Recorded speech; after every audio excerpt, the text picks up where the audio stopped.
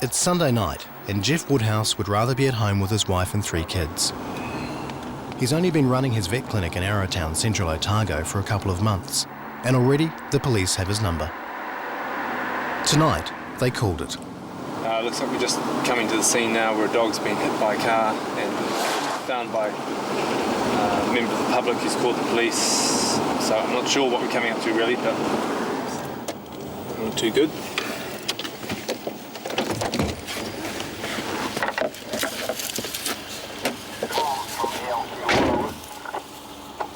Hi there. Oh yeah. Do you have any idea how long since it was hit? No, No. not a clue. You just got called and... Yeah. Okay. And we called you guys. Heart's going all right. Breathing's fairly regular. Hey, sweetie. The young border collie may be unconscious, No. but she's still alive. Just gonna re-listen. Emergency call-outs are just part of Jeff's new life in the country. He works closely with the police, who often come across animal emergencies. Its breathing's actually good. The lungs sound clear, and the heart's regular. So those are both good signs. It's just really out to it. Mucous membranes are nice and warm. Hundreds of domestic animals are hit by vehicles on New Zealand roads every year. Most of them die instantly. Amazingly, there's no obvious external signs of damage. It's obviously been hit and taken a big whack, and it's unconscious. But there's no, everything's functioning at the moment, apart from the fact that it's asleep. I can't feel any major fractures there or any gross signs of damage. So hopefully we'll find an owner, and hopefully we'll have a live dog in the morning.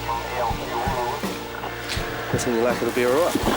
Daniel, can you just give me a hand, just put on the towel, take the car. The little dog must be handled very carefully. It's important at this stage to avoid further injury.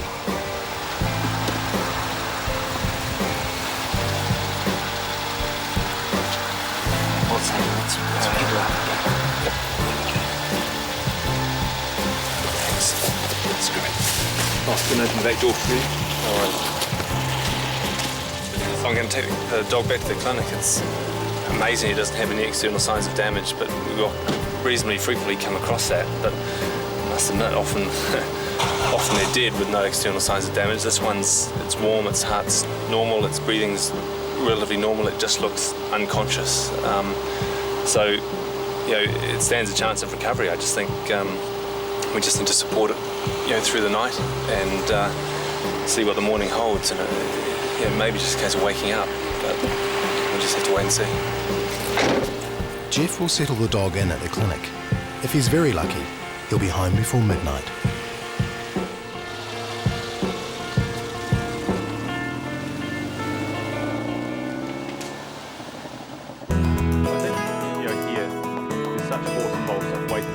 So who is Jeff Woodhouse? Jeff's been a vet for 15 years. For the past 7 of those, he was doing his big OE and practicing as a vet in England.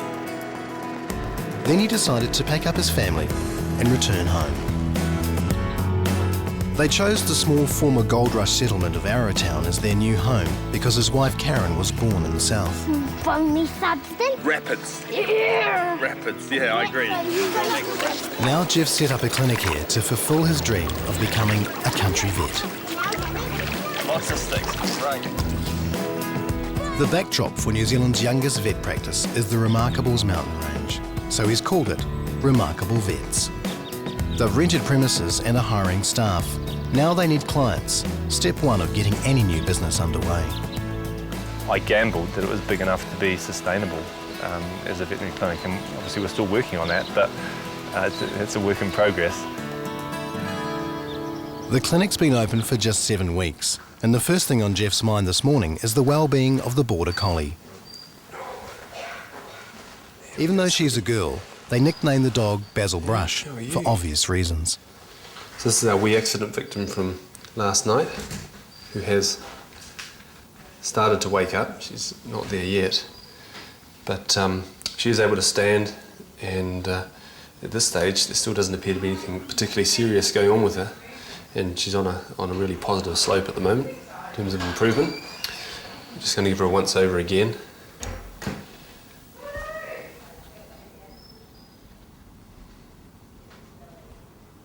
As Jeff begins a full examination, his trusty sidekick Alicia is busy keeping the clinic in order.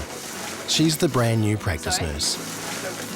My role is pretty much everything other than being the vet, really.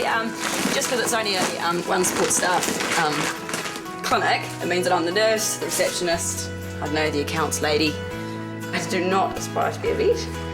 I suppose I thought about it during high school when you're deciding what you were going to do, but due to a number of reasons, probably one of them the fact that I didn't particularly like school very much, didn't really work. Good morning, Remarkable Vets. Alicia speaking. Alicia's passion for pets is already rubbing off on the clinic.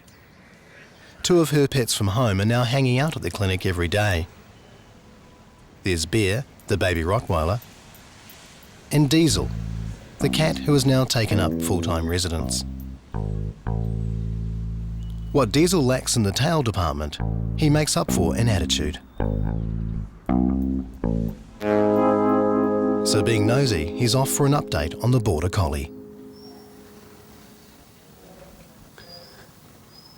Yeah, she's a little bit noisy in the chest, but there's it's quite common after an accident. There's a little bit of fluid comes out into the lung space. At this stage, there's no evidence that it's bleeding.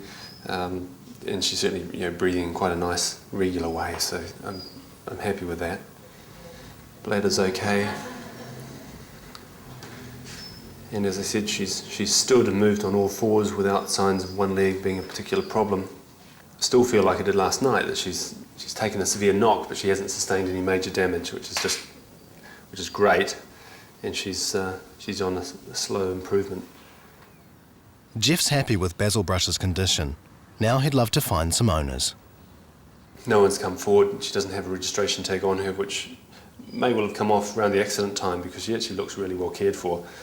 We'll be putting a notice on the radio, we'll be notifying the pound and doing our best to try and find an owner. And hopefully, by later on this afternoon or maybe tomorrow, we'll have some really good news when they do come forward that she's actually going to be okay. If that fails, Alicia may have another new best friend. Remarkable Vets is gradually attracting customers, and with no local SPCA, they have to take on the odd charity case. Like this stray kitten that's been found hiding in a chicken coop. The kitten's been attacked and has a nasty, life-threatening abscess on his back. So what's the story here, Alicia? The kitten was brought in yesterday? Yeah, brought in yesterday, but the lump we knew about yesterday. Yeah. But then overnight, just last night, he's getting wobbly in the back end. Legs, yeah. And I cleaned up his face. Like, I just picked it, there was like little scabs all along the thing, so I just gave it a wee bathe and washed up that. But okay. That's alright, but he's just wobbly. He's just gone.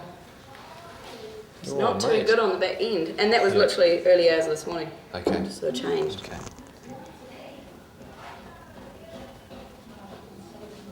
That's pretty big there, isn't it? Yeah, but it was never sore. He's never responded to you touching it. Right, okay. Whereas he's sort of Okay.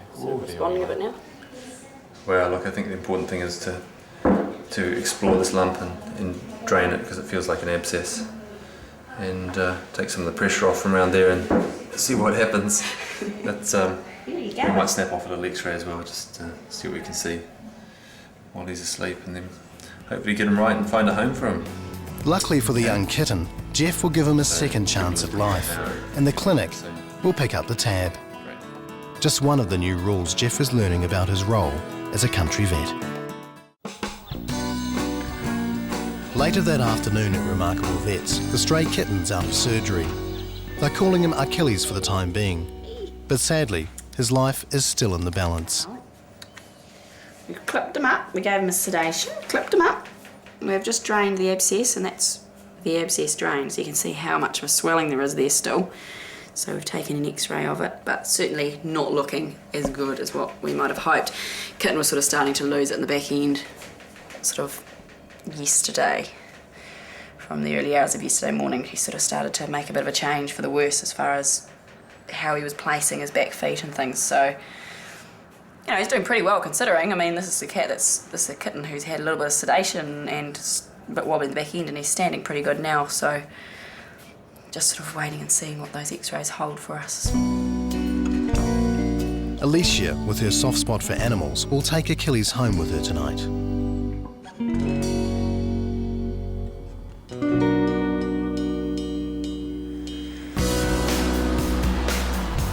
Jeff's slowly getting used to big driving times and house calls, something he'd rarely do in a city.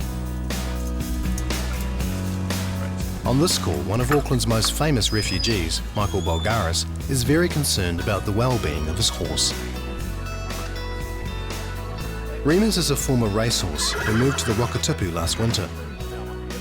He's been slow in losing his winter coat and is having trouble adapting to the cooler southern climate. So I'm going to give him a little sedative to make him just stay nice and still, because there's a bit of manipulation, a bit of feeding to be done. A lot of them don't need sedative, but it depends how much work needs to be done. I was racing him up until a few months ago and decided to pull him off the track, have him as a hack to ride around the hills, just have a bit of a lifestyle. But I don't think he's the most suitable horse somehow.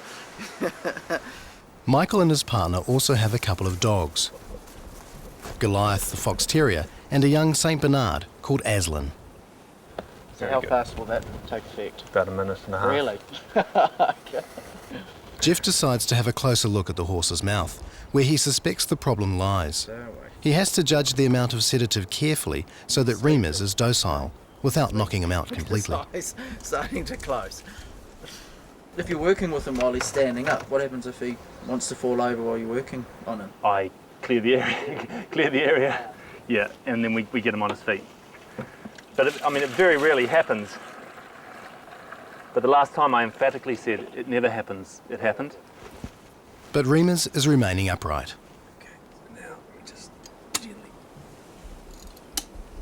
Jeff fits a special gag on the horse's mouth and jaw so he can safely probe inside without losing a finger. He quickly discovers the problem. A painfully sharp tooth has stopped Remus from chewing his food. He won't close his mouth. No, I've got these teeth firmly embedded in here. Yep. Okay. So you can go and feel the lower ones.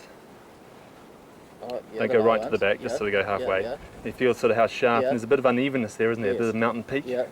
We don't really want those peaks. There's a bit of uneven wear happening. And his worst problem is on the uppers. And that's usually the worst area. If you feel on this left hand, our left. Yes. Right in by the cheek and the tooth. Oh yeah, it's really sharp, isn't it? The solution is simple. Jeff decides to use a specially designed rasp to file down the troublesome tooth. The rasp has blades made from tungsten carbide, an exceptionally strong material that's almost as hard as diamonds. We're taking sharp points off and irregularities in the tooth growth or wear pattern, basically. So we're trying to remove any irregularities that are going to interfere with his chewing motion, and also any sharp points which are going to cause pain, and which will also interfere with his chewing motion. It takes Jeff 40 minutes to provide Remus with some much-needed relief. Problem solved, and it's time to head home. The little Fox Terrier Goliath proves that humans don't always have to walk dogs. They can do it themselves.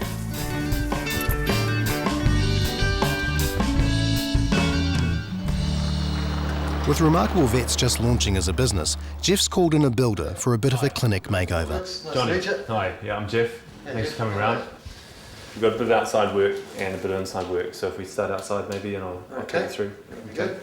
This building was a rental house before Jeff moved in, and there's a lot of work to do. Like, I've ripped down that fence just to give us a bit of a view, but what I really like, that just to a standard post and rail size, okay, bit like you would on a equine property stud farm sort of thing. And just do the same thing, arrows the tops, and then put these posts and insert them. Make it look nice. That'd be great. The edges. Something that people hitch their horse to. Okay. I'll just do a bit of a walker meter here.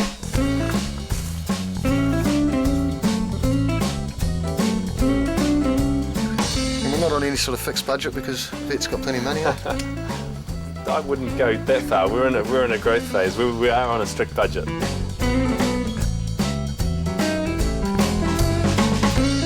To keep costs down, Jeff will carry out the work in stages, recycling materials wherever possible. They decide to spruce up the outside first while the sun's shining, and then get stuck into the key work on the clinic interior.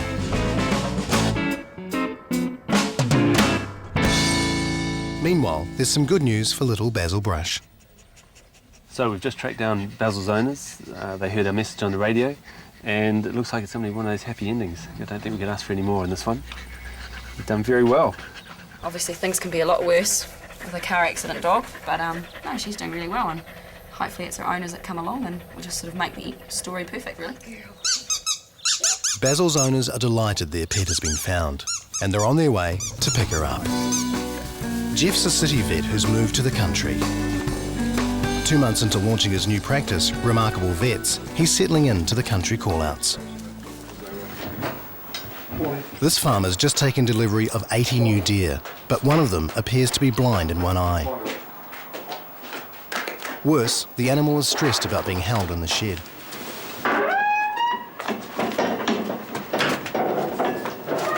This presents Jeff with a whole new challenge. See if we take a look. One kick from those hooves could kill a person.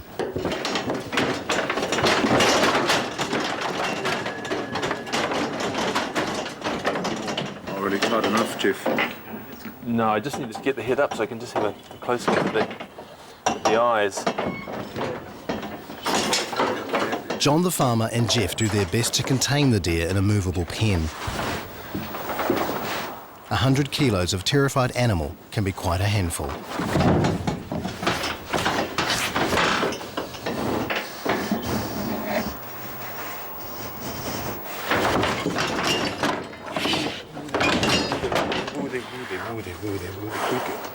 Good girl.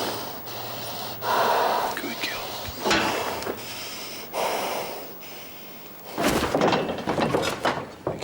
Okay, we might just let her back out of that pen, I think, okay? She's getting really stressed because she just can't see and she's on her own, and it's just going to get worse and worse, I think, for her. So she's got a long road to hoe, so I think it's time to call it quits, okay? The fact that you said let her out wasn't a good sign. No, right. Making the tough calls like this are just part and parcel of being a country vet.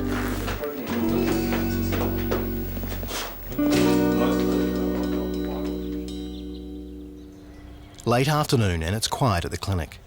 So Bear and Diesel practice their wrestling before the next job walks through the door.